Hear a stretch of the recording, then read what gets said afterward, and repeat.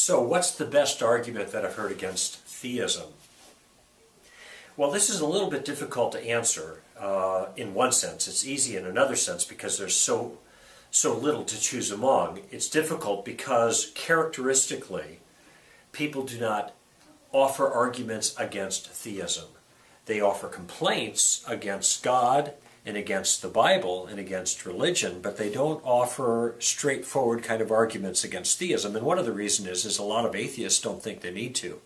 They think that atheism is the default position, that their view kind of is the standard view, even though less than, I think, 2% of the people in the entire world, the population of the globe, hold to that view. They still think it's the standard view, and so they bear no burden of proof. And so generally they do not try to argue in favor of atheism and therefore directly against theism. They just raise complaints.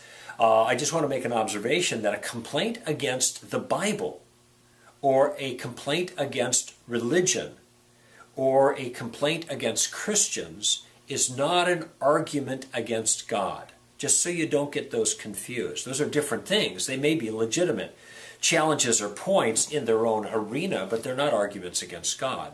If you want to disprove God, you have to deal with the assertion or the proposition that God exists, and then give reasons why you think that the proposition God exists is a false one. In dealing with that issue, I've heard very few arguments. In fact, most of the arguments amount to arguments that, those are the foundational challenges to that notion, are attempts to show that something about the belief in God is incoherent, that is contradictory.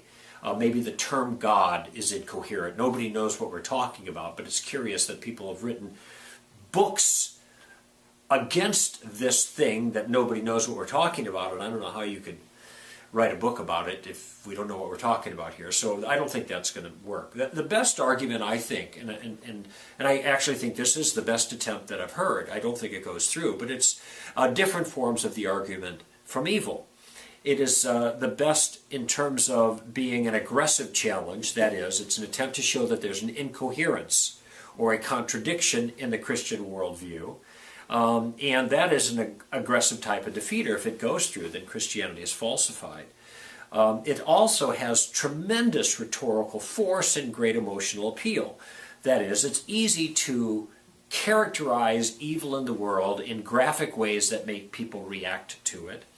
And it is also something that people feel deeply in their hearts because they have to engage the problem of evil themselves. They have to deal with evil in their lives, and so consequently this is a very, very powerful challenge to Christianity. Now I think it can be met, and there are lots of ways to answer it. There's the deductive problem and the inductive problem. The one that most people are familiar with, the deductive problem, has been largely abandoned by philosophers because they know it's been answered.